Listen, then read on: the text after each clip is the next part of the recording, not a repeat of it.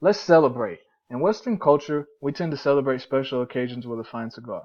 An event special enough for a cigar would be something like a wedding, becoming a father, financial successes, and holidays.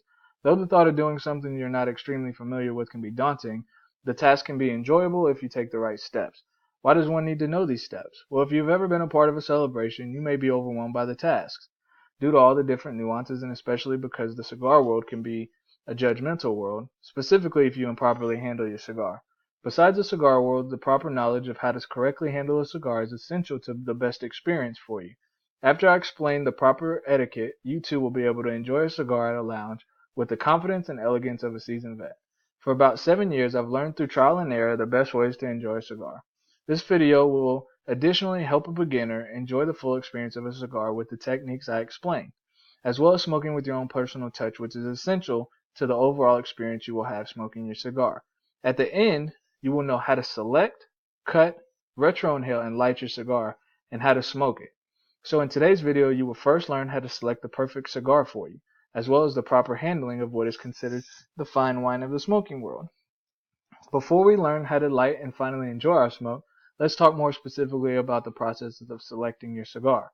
Specifically, there are three types of cigars: mild, medium, and full body. Mild cigars are less expensive, lighter in taste, and for beginners, while your medium body cigars are for every smoker. A beginner can smoke one and so can a cigar enthusiast. They're the best source of flavor and mildness, while full body cigars are more expensive and in your face with tobacco flavor. As a beginner, you can get intimidated and overwhelmed fast. Due to the overwhelming selections humidors have at cigar lounges, generally, when you go in, you're going to see a wide range of colors. These colors indicate different types of tobacco wrappers. They range from dark to light. Double Clado, Clado, Colorado Clado, Colorado, Colorado Maduro, Maduro, and Oscuro. The darker the color, the stronger the cigar. Because you're a beginner, I would select a milder cigar. Now don't get all macho on me because I said milder cigar. A cigar can become very pungent and in your face, and if you're not ready for it, your cigar will become a harsh experience. The mild body cigars traditionally come with Connecticut fillers because they are mild and have less nicotine, which is the best place for a beginner to start. When we walk into a humidor, there are people who work there that will be your best friend as a newcomer. They ask you what you're looking for, to which you can respond, a mild cigar. They're well versed and will recommend well rated cigars. If you're feeling adventurous, venture out in the world of a fuller bodied cigar. To touch briefly, there are a few traditional styles that you will find in a cigar lounge. They are the Corona, Petite Corona, Churchill, and Torpedo. These styles all have their own unique style, length, and size, which is referred to as ring gauge. The bigger the gauge, the larger the cigar. So depending on how long you have to smoke, depends on how big and how large your ring gauge you should choose. Now that we've talked about how to select the cigar for you, we're going to talk about how to cut the cigar and retro inhale. First, you'll need to cut the cap, which can first be a bit intimidating because the cap is above the shoulder, and if you cut the shoulder, you run the risk of the cigar unraveling. But it's easy once you get a hold of it. The cap is the top of the cigar where you put your mouth. To cut it, you need to decide what cutter you want. Cutters are easy to find, and if you find a new cigar lounge, they have them readily available for you. There are about 6 types of cutters you can choose from. First, the double guillotine, which uses the blades to cut the cap. Next is the cigar scissors, which is more for the experienced enthusiast because there's no safety net to stop you from cutting the shoulder. Number 3 is a cigar punch. It's just like a hole puncher, it punches a hole in the cap. The next 3 starts with my favorite, the V cutter. It gives it a shape of a V for optimum airflow. The single blade guillotine, that is the cheapest of all cutters, but still effective with its one blade. Last is the up and coming cigar piercer, that is similar to a body piercing tool. Each of these cutters has its own individual pros and cons. All of them are created for the best airflow through your stogie. Once you have cut your cigar, make sure that your cut is clean. If not, it may ruin your experience by getting tobacco in your mouth. If you don't have any fraying on the cap, you're ready to rock. Now we're about halfway home in your entire experience. After cutting the cap, take a draw when your cigar isn't lit. Let it out through your nose. Congratulations, you just did your first retrohale.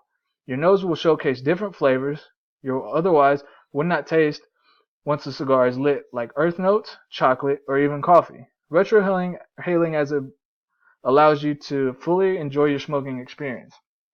As a beginner, I suggest doing this while the cigar is not lit.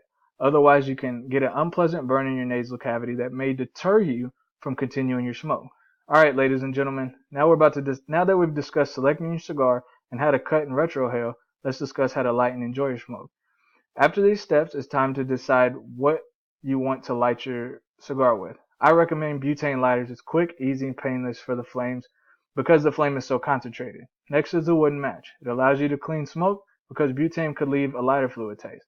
Since beginners don't know the difference, go with butane. Next is the cedar spill, which is a piece of cedar wood used to light your smoke. Again, not recommended for beginners, but if you're feeling yourself, go for it. It won't hurt anything. Last is the soft flame, typically used for cigarettes. It's effective, gets the job done, but it's not my favorite. Finally, we are at the point of starting to actually smoke your cigar. Once you have chosen your lighter of choice, let's start with the toasting the foot. The foot is at the bottom of the cigar. All you need to do is twist the foot in the flame until the foot looks like a burnt marshmallow. That wakes up the cigar and gets it ready for a nice even burn. This brings me to lighting the filler, which starts our relaxing time.